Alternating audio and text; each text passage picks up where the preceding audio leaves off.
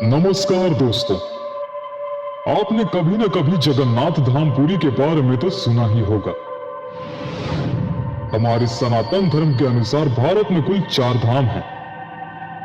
भारत की 4 दिशाओं में अवस्थित उत्तराखंड में बद्रीनाथ धाम, ओडिशा में जगन्नाथ पुरी धाम, तमिलनाडु में रामेश्वरम धाम और गुजरात में द्वारिका धाम के नाम से शुमार है।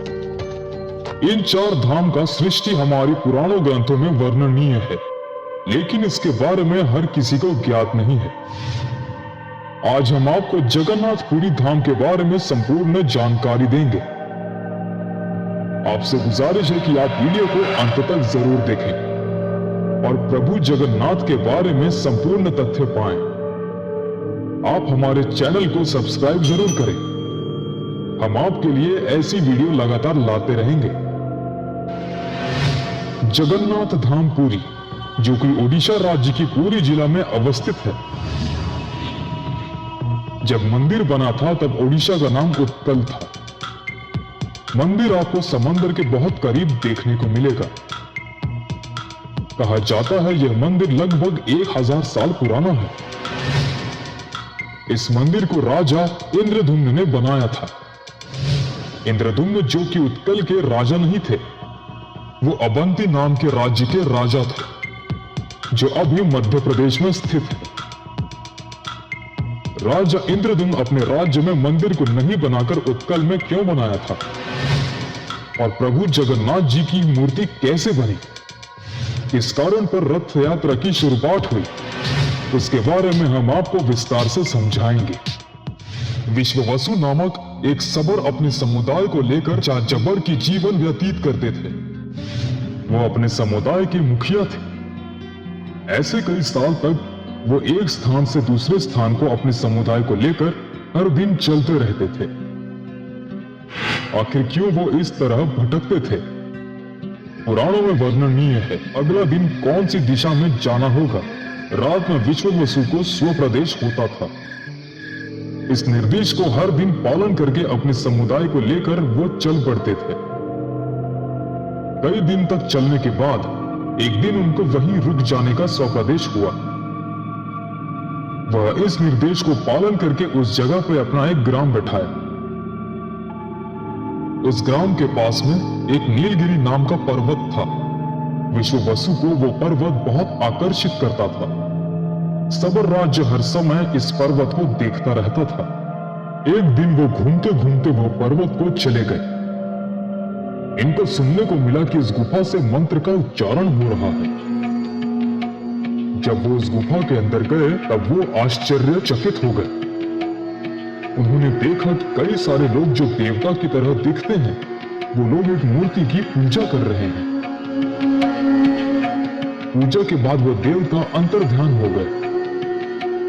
जब विश्ववासु मूर्ति के पास गए, उस मूर्ति के पीछे से एक आवाज आई, आओ विश्ववासु आओ, तुम्हारा यहाँ आना पूर्व निर्धारित है। मैं ही तुमको स्वप्न में निर्देश देता था। मेरा नाम नीलमाधव है। मैं ही स्वयं विष्णु हूँ। यह बात सुनने के बाद विश्ववासु का खुशी का ठिकाना न रहा। प्रभु नीलमाधव ने विश्ववासु को हर दिन उनकी पूजा करने के लिए कहा और एक शर्त रखी कि वो किसी और को भी स्थान पर नहीं लेकर आएंगे। इस दिन से विश्ववासु नीलगिरी पर्वत से फूल और फल लेकर आते थे और प्रभु नीलमाधव की पूजा करते थे। ऐसे कई दिन बीत गए। धीरे धीरे ये बात प्रकट होने लगी, लेकिन कोई भी इस गुफा के अंदर नहीं जा पाया। जो कोई भी जाने की कोशिश करता, हर बार विफल हो जाता। कभी कभी उनको शेर घोड़ाता था तो कभी कभी सांप घोड़ाता था। अवंती के राजा इंद्रद्युम्न, जो कि भगवान विष्णु के बहुत बड़े भक्त थे, उन्होंने 5 इंद्र को दमन किए थे, इसलिए उनका नाम इंद्रद्युम्न पड़ा था। एक दिन उनके राज्य प्रसाद में एक ऋषि आते हैं और उनको बताते हैं कि भगवान विष्णु की प्रतिमा नीलमाधव नाम से नीलगिरी पर्वत में रहते हैं।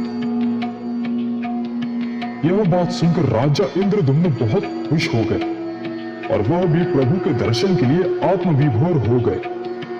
ऋषि ने राजा को नीलगिरी पर्वत का खोज निकालने के लिए उपदेश देकर राज्य प्रसाद से प्रस्थान हो गए।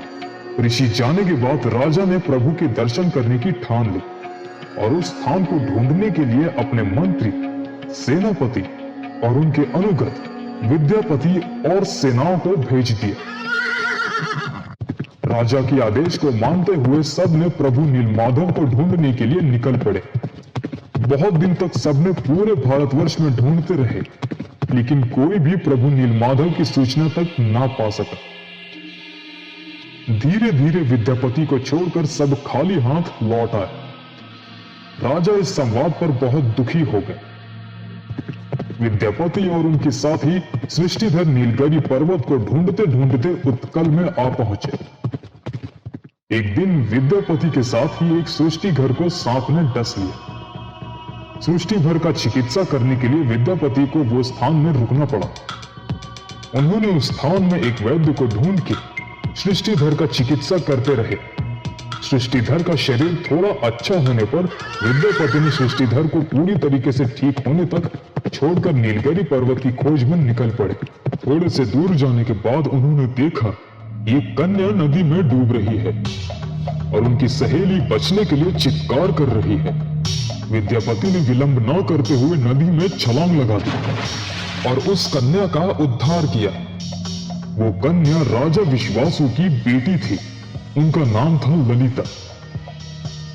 ललिता और उनकी सहेली ने घर जाकर यह बात सबको बताई। सब बात सुनकर राजा विश्वासु ने तय किया कि उनकी बेटी की जान बचाने वाले व्यक्ति से वो मिलना चाहते हैं। इसलिए अपनी सेना को विद्यापति को लेने उन्होंने भेज दिया। थोड़े समय के बाद सेनाओं ने विद्यापति को ढूंढ लिया और राजा के पास ले आए। राजा के लिए एक समस्या थी कि सबर जाति के नियम अनुसार अगर कोई पुरुष किसी कन्या को स्पर्श करता है तो उसे उससे शादी करनी पड़ती है, नहीं तो उनको मृत्यु दंड दिया जाता है। ये दो प्रस्ताव राजा ने विद्यापति को दिया, लेकिन विद्यापति ने शादी करने से इनकार कर दिया क्योंकि वो पहले से ही शादीशुदा थे। फिर अगले दिन उनको मृत्यु दंड देने के लिए कारगर में बंदी बना लिया गया। यह बात ललिता को खूब सताई जा रही थी कि जिसने उसके प्राण बचाए उसको मृत्यु दंड दिया जाएगा। ललिता ने विद्यापति को छुड़ाने के लिए कारगर खोलकर विद्यापति को भाग जाने के लिए कहा। कुछ समय बात करने के बाद ललिता ने अपने पिता प्रभु नीलमाधव को पूजा करने की बात विद्यापति को बोली। यह बात सुनकर विद्यापति आश्चर्य में पड़ गए कि जिनको ढूंढने के लिए वो इतने व्याकुल थे वो उनसे इतने पास है। विद्यापति ने सोचा कि अगर मैं विश्ववासु की बेटी के साथ शादी कर लूंगा तो विश्ववासु ने मुझे शायद नीलमाधव के दर्शन की सुजोग देंगे। इस बात को सोचकर विद्यापति ने शादी करने के लिए मानस्थ कर ली। सुबह होने पर जब उन्हें मृत्यु दंड देने के लिए लाया गया, उसी वक्त विद्यापति ने ललिता को शादी करने के लिए बोल दी। इस बात पर राजा विश्वासु के समेत सभी लोग खुश हो गए और तुरंत उन दोनों की शादी धूमधाम से कराई गई।